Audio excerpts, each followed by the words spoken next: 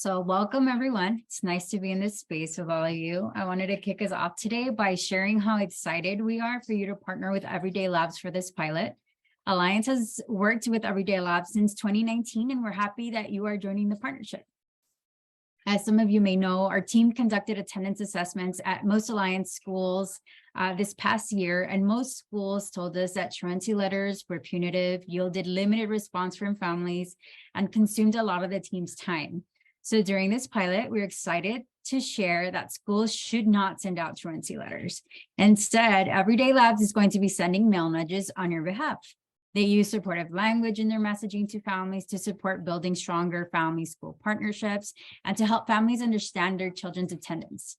The home office data team is providing EveryDay Labs with your PowerSchool data on a nightly basis to ensure that accuracy of the attendance they are reporting to your families. You will have access to the data files on the mail nudges that are sent to your families after they have been sent. In addition to mail nudges, your schools will also have access to EveryDay Pro. And EveryDay Pro is an attendance analytics dashboard that will grant attendance teams access to data based on PowerSchool attendance data. So PowerSchool and our current Alliance Analytics Portal, our AAP, are very manual and can be difficult to navigate and maneuver. And this platform is going to give us access to the same data in a more user-friendly way. So we're excited to partner with EveryDay Labs to make data more accessible to your teams and to use as you build your attendance interventions. We're looking forward to hearing from you about your experience with EveryDay Pro. So today you'll be receiving an intro on the EveryDay Pro platform from Emily, and she'll be walking us through the dashboard and how it supports intervention tracking and gives you access to coordination tools to strategically implement multi-tiered systems of supports. So before I hand it over to Emily, does anyone have any questions for me?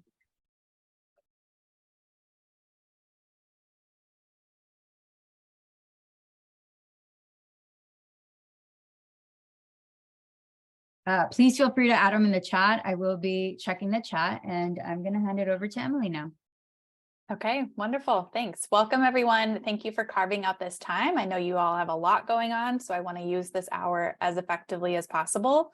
I'm going to say a couple housekeeping things one more time to make sure everybody's got it. So Dorian's going to drop one more time a link to the handout. He's read my mind. That handout link is yours to keep. So once you click on it and you make a copy of it, you can take notes on it and use this as a place to hold information. Then I also want to make sure that you get logged into the platform. So you'll need to click on pro.everydaylabs.com. If you've already tried accessing it before, all you need to do is enter your username, which is your email address, and your password, which is a password that you need to create. If this is your first time logging in, you'll need to click Forgot My Password, enter your username, your work email address, and within a minute or two, you will receive an email prompting you to set a new password. As always, if you have any questions, reach out to Dorian. He is here to make sure that you get logged in by the end of today. And so please do advocate for yourself if you have not been able to get in. Here we go, folks. Okay, great. So today our goal is to be focused on how to access EveryDay Pro and know why it is helpful. I also want you to make sure that you know how to find school, subgroup, and individual student data in the platform. So we're going to kind of show you this leveled way of accessing different types of data. And then we're going to show you how to create an intervention group based on patterns and trends that you are seeing in the data and be able to assign individual students to those intervention groups. I'm going to touch on that today, but we're going to dive a lot further into that in our session on Monday and Tuesday. And then finally, I'll show you where to find the additional resource center so that you can access support. Before we jump into that, I want to just share some research with you all that we gleaned from a partner that we've worked with over the past few years. What we did with this partner was we looked at first and second grade MAP test scores, and we compared those scores to the students' average attendance. And when you look at this, you are likely to notice a correlation. I'm going to give you just a few moments to notice what that correlation is.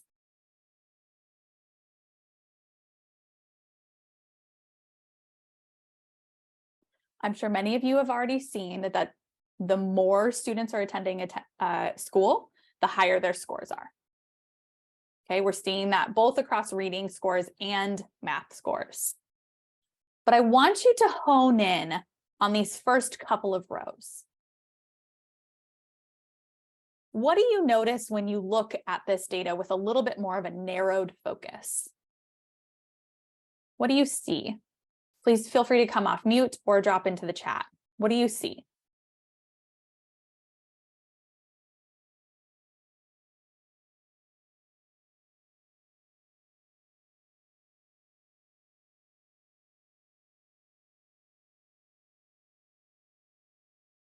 Okay, we've got this, yes, the correlation of high attendance and better academic proficiency. Yes, absolutely.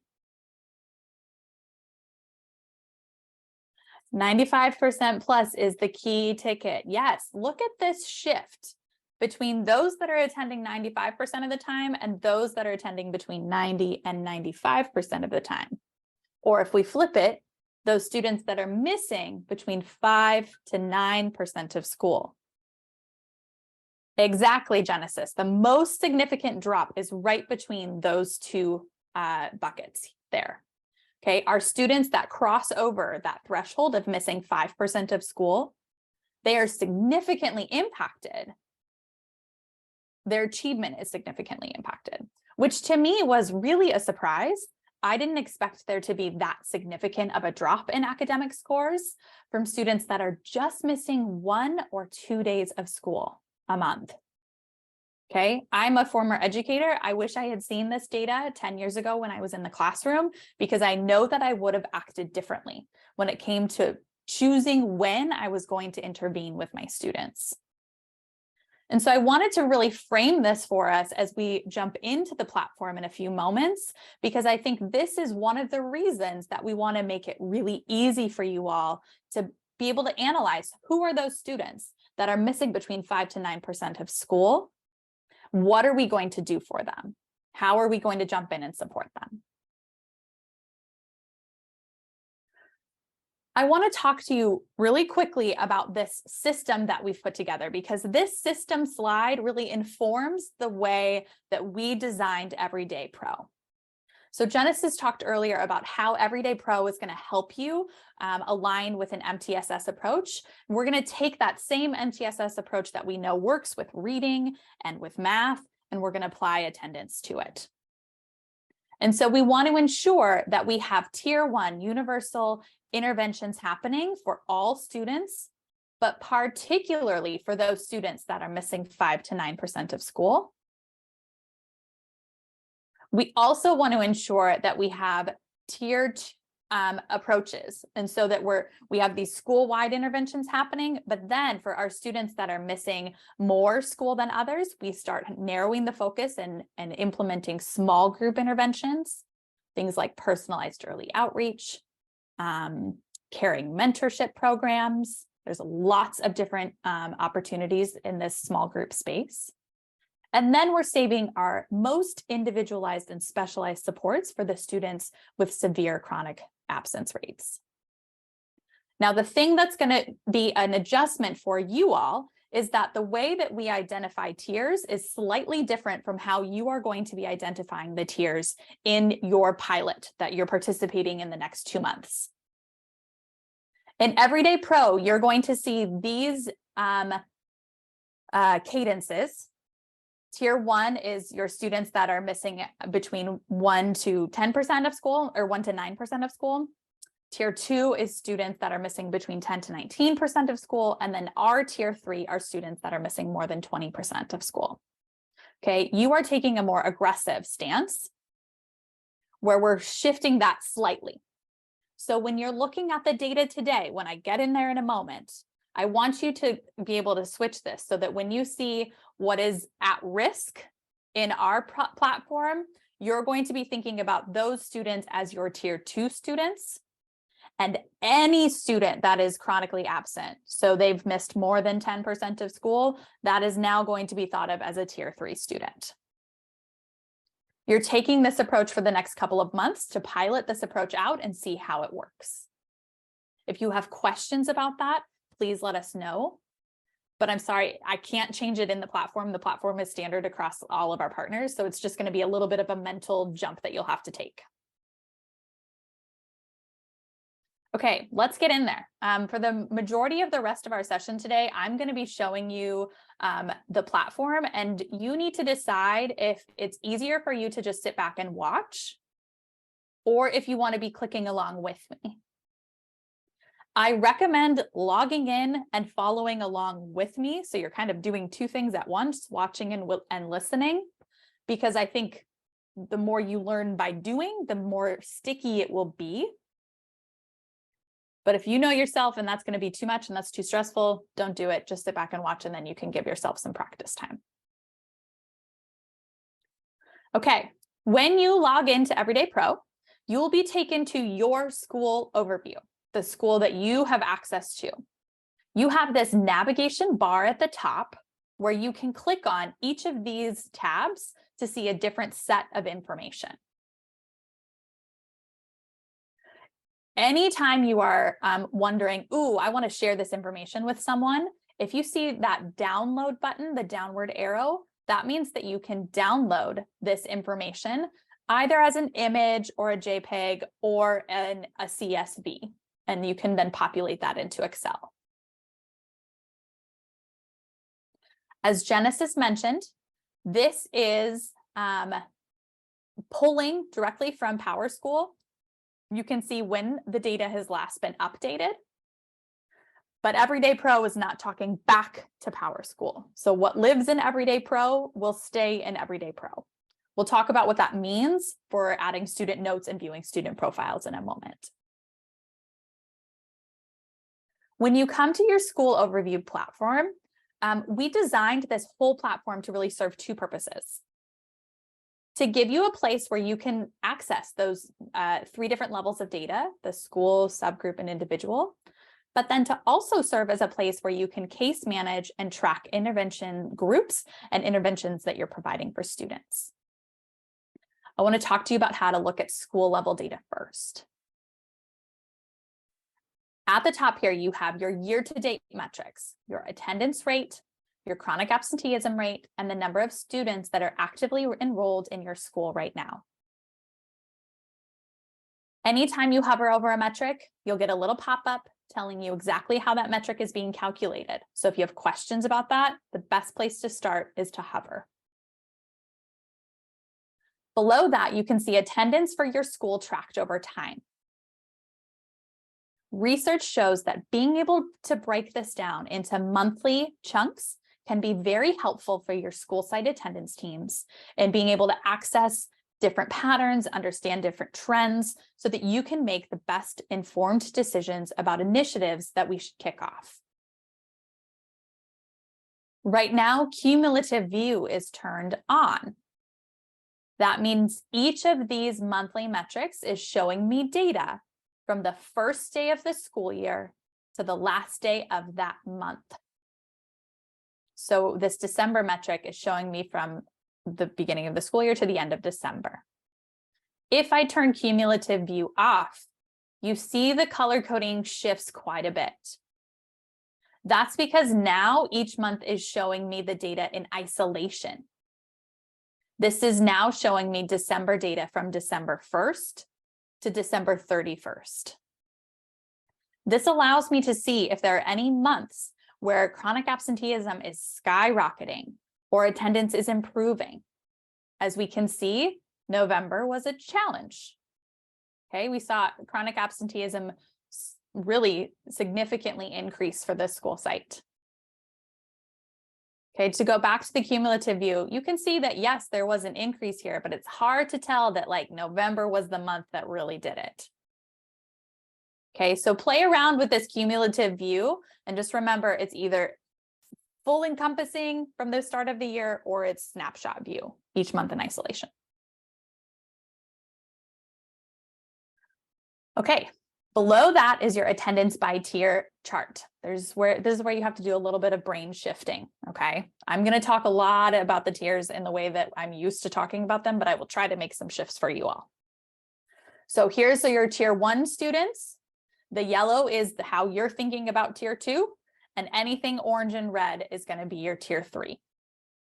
Okay. You can see the percentage of your student population by percent and by the total number of students. This pie chart is interactive. So if I click on any piece of the pie, it's going to take me to my student list that is already filtered to be looking at those students. So I'm looking right now at 124 students falling into this attendance band. They are missing between 5 to 9% of school. Okay, I anticipate this student list being where you spend a majority of your time. There's a lot of really good information here. Let's say you wanted to add attendance bands. If you wanted to look at all of your students that are missing more than 5% of school, you can just click on that, select all of that, press apply, and you'll be able to see all of the students in your school that are missing more than 5%. I'm going to go back and just focus on our tier 2 students today, those that are missing 5 to 9%. And I personally like being able to change the view so that I can see as many students at a time. So I'm going to move it to being able to scan 50 students at a time. This student list is sortable. I like sorting this data by absence rate. That's my preferred way of thinking about this, because I want to know who are my students that are really on the cusp. They're crossing over to becoming chronically absent, so they're really close to getting to that 10%. And who are my students that are closer to the 5%? So when you click on the little 3 lines under the column, that will sort the data from high to low. You can click it one more time to sort it from low to high. I like sorting from low to high. That's my personal preference. It's how my brain works. But you do you. Okay, on this main page here, as you enter more information, this will evolve. So when you say that these students are in interventions, you'll start to see an intervention group column. If you add any assessments, you will see an assessment column appear. So it's pretty bare bones right now, but as you slowly go through, you're going to start to see some students that are picking up patterns that we are detecting for you. If you want to know more about what is going on with a student, you can click on that student's row, and you will see on the side a sidebar profile pop up. Again, the student profile is downloadable. You can also click the expand button, and it will take up your entire screen so that you can just focus on that one student. Let's dive into a student's profile, and I want you to think about how you could use this student profile to improve student attendance. When you look at the student profile, you're going to be first just looking at their attendance information. You will be able to toggle over and see what communications this student has received from us at EveryDay Labs. Because as Genesis mentioned, we are sending letters and text messages to your students at varying rates, depending on their attendance. And so if we have sent any communications, that will appear here, as well as other basic contact information and enrollment information. Below that, you can see their basic attendance information. This student has a pattern of missing on Fridays. If I scroll down to look at their attendance calendar, this is an interesting student because they had perfect attendance until January. And then since January, attendance has started to become more sporadic. The student has missed, I think, 8 or 9 days. And out of those, I think it's 8 days actually, 4 of them have been on Fridays. The yellow dots are excused. The red dots are unexcused. Let's say I had a conversation with this student's family and I realized what was going on Fridays. Apparently, on Fridays, one of the parents goes to work and transportation is much more challenging on Fridays. It's harder to get a ride to school. So I can click on that, add additional context. Let's just say harder to get to school on Friday because of mom's job. Okay, I'm writing shorthand here. I will go back and delete this, I promise, because this is totally made up. But now that barrier appears in the student's profile. It also appears in the main student list that I've logged this barrier. And if you scroll to the bottom of this student's profile, you can see student notes added. This is something that I believe is going to be maybe not an expectation, but a hope for you all, that we will start adding student notes so that we are building up a repertoire of context for students. And so it's really easy to add notes, both by adding that barrier at the top of the profile, but you can also just add a general note if you want to acknowledge an assessment that occurred, a house visit that occurred, or a general note. Maybe you want to log an interaction that you had with this student because you think it's pertinent to other folks knowing about. You'll be able to see if the student has been added to any intervention groups, as well as basic demographic information. Okay. You can also see their monthly absence rate. And again, that cumulative view, you can turn it on or off. Again, you get a very different picture when you turn it off. You can see how challenging of a month April is. And so this really helps you decide when you're going to reach out, how often to reach out, and so on. I'm going to delete this note so that I don't forget to do it. Are there any questions that you have about student profiles?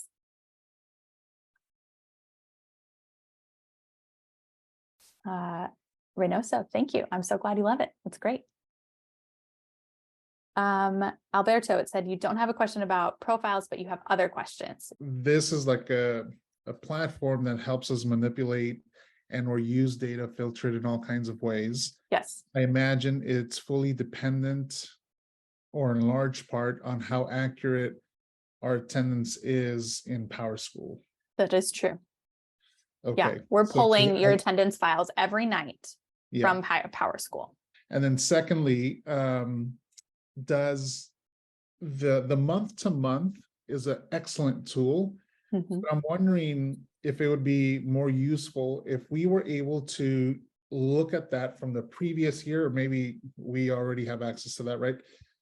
So that we can take a look at what months were the hot spots so that we can better anticipate actions next year. Yeah, that's a great question. Unfortunately, we don't have this data available to you for last year, but you will be able to access this year's data next year because the partnership with Pro started this year. Okay. And so you will be able to have those conversations next year about what happened this year. And you'll have access to all of the data over the summer, and pending partnership next year, which I'm pretty sure is moving forward. I don't think that I cannot not say that. You'll be able to access this year's data. Thanks, Emily. Also, just to say, if we really wanted to retroactively add last year's data, it would just be an additional cost, just to be upfront about that. Okay, let's move on. I'm going to talk through now what other filters you can play around with when you are in the student list. So I already shared that you can filter this by attendance band. I'm going to stay with the at-risk students. Actually, let's go ahead and add in our moderately chronic. Okay. Okay, so when you are filtering your data, you can filter this by many different demographic groups, like grade level, race, ethnicity, gender, homeless status, free and reduced lunch status, ELL status.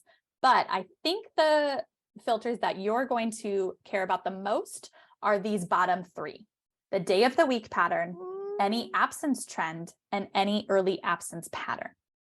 Okay, let's talk about day of the week pattern first. If I want to see, of my students that are missing between 5 and 20% of school, how many of them are missing any day of the week? I just want to get a sense of who might have this pattern at all. So I'm going to click all of these days and press apply.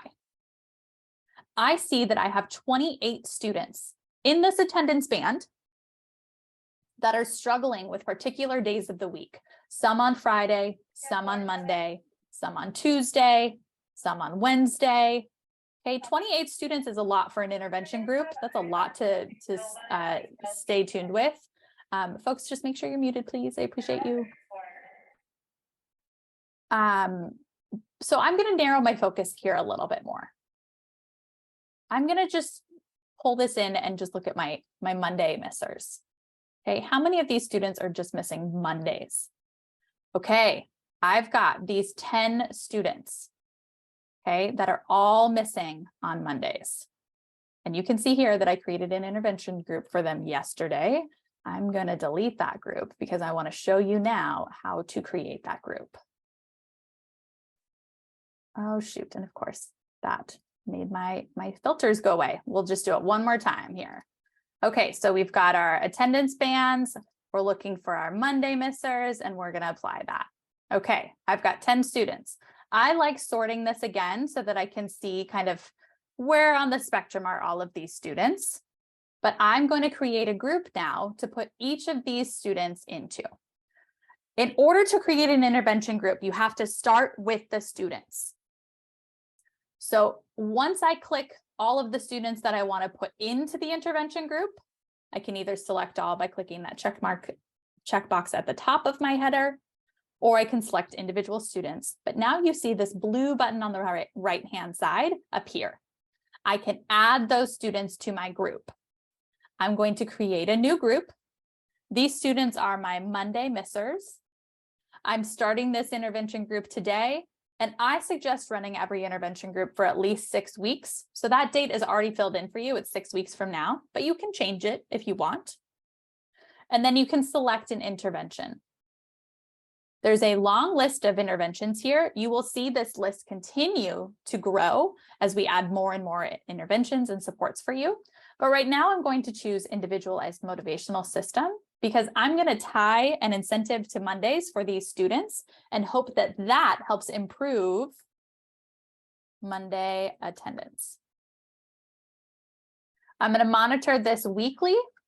And when I press submit, I now have this group that I've created, and I can go to that group and I can see all the details that I added, as well as the students that are in this group. I can use this page to monitor how effective this group is, and I can track my interactions and my supports by adding occasional group notes at a cadence that feels right to you, likely weekly.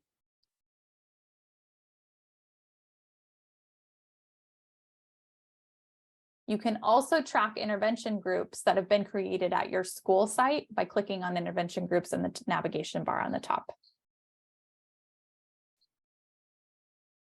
Nobody can come in and change your intervention groups. They cannot edit them. You're the only person that can edit them. I have a question. Great. What about if the members group increase? Like if I got more person while during all the weeks, like in 2 weeks, I got like 2 more students. Gonna be added automatically, or I have to add them? You would need to add Manually. them manually, but it's really easy. So all you would need to do is, if you know who those 2 students are, you can search for them by name. This search bar is the only thing you can do in this search bar is search for students. So you could search for those individual students. And then once you've found that student, say you're looking for this student, right at the top of their profile, you can click add to group. And so once I click add to group, I could either create a new group if I know that I want this person in a new group, but if I want to add them to a group I already made, I can do that and I can submit that. And now that student has been added to that group. Again, I will go back and I will delete these groups that I've created because they're fake. But yes, that's very easy to do. That was a great question. Thank you. Yeah, of course. Okay. Let's talk about trends. Okay, so we've got our day of the week trend that we just talked about, our day of the week pattern. You can also search and filter this data by trends. So whether or not students are improving or worsening. Okay, I'm going to look at all of the students. Let's make this available. So I want to look at all of the students in the school that are missing more than 5% of school. And I'm going to not look at day of the week, but I'm going to look at students that are improving. So of all the students in the school, unfortunately, over the last week, we didn't have any students improve. But I can change this settings so that I change the interval where I'm not looking at week over week, but I'm looking at month over month. So by clicking on the settings button next to the filter button, I can change that setting. So now I look at monthly absence trend. And in the past month, 10 students have improved. On Monday, we'll talk about the importance of putting these 10 students in an intervention group so that we're celebrating them with positive reinforcement. And we'll talk about a lot more about what that could look like. On the other hand, you could also change it so that you're looking at those students that have worsened over the last month.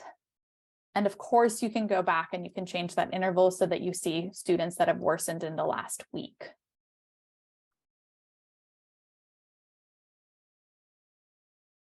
Finally, the last pattern that I want to talk to you about is the pattern at the bottom here, any early absence pattern. Early absence means that we have combed through all of the data and we're looking specifically at the first month of school. So way back in August and September, we're going to analyze all of the students in that first month of school to see who has accrued more unexcused absences than their peers. So if we're flagging a student as being an early absent student, that means this student is falling in the top quartile or the top 25%, the top group of having unexcused absences in that first month of school. Why do we care about that? Because research shows when students accrue a higher number of unexcused absences in the first month of school, they are significantly more likely to end the year being chronically absent. So I would want to go through and see, okay, I'm thinking it's May right now. Who can I actually save from being chronically absent? Who can I prevent from crossing that threshold? Of course, I want to be paying attention to all students, of course. But for the sake of this exercise, if I look at my early absent students that are in that at-risk category, the missing 5 to 9%, these are 3 students I would want to be making sure that I'm having conversations with right now, because they're very close to crossing that to over that 10%. And I know that because they were unexcused, they had more unexcused absences in the first month of school, that they're pretty likely to potentially end the year being chronically absent. So I want to make sure I'm getting on the phone with these families, talking with them, trying to intervene, finding out what's going on. Oh, ironically, these are 2 students from the same family. So that is definitely something that I want to be reaching out to. And then taking next steps from there. Okay, let's say you do want to get on a phone call and you want to find out what barriers are these students experiencing. We have a barrier assessment for you. If you go over to the resource center here, you click on resources, that will open up a new tab and it will take you to our resource center that has all kinds of free supports for you. If you can't remember how to make an intervention group, click right into here. We've got you covered. If you're looking for that barrier assessment, you can search for it.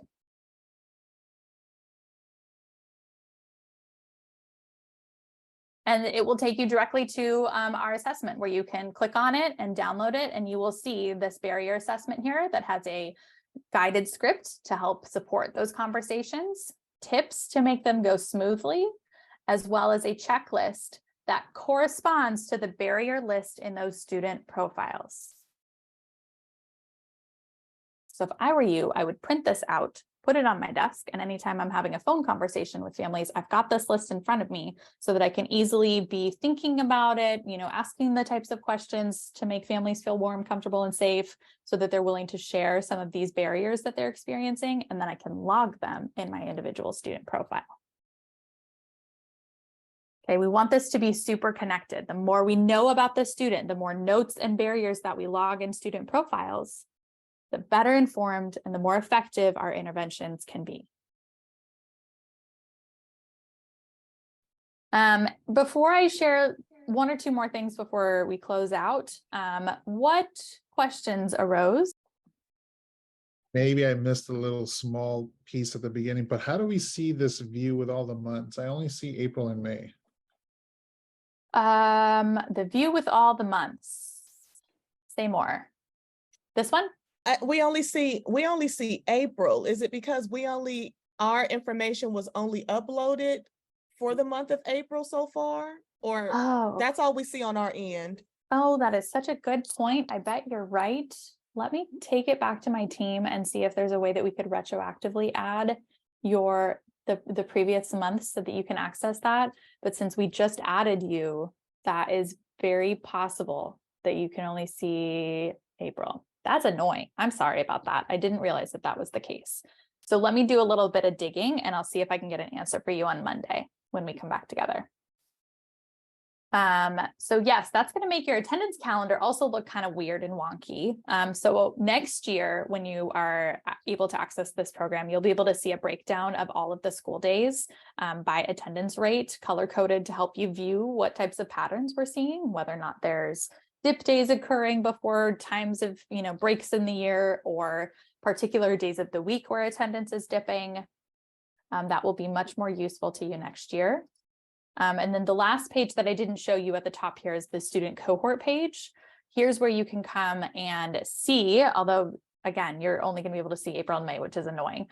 So you may not get as much use out of it. But you will next year be able to sort, sorry, there's a bug here, sort all of these different demographic groups and be able to track attendance rates and chronic absenteeism rates. So if I wanted to see the chronic absenteeism rates across grade levels, I can change that filter here and I can see a little bit of a different picture here that 12th graders are struggling more with chronic absenteeism than juniors. Juniors are doing very, very well, I must say, at this school. So that's something to celebrate a lot.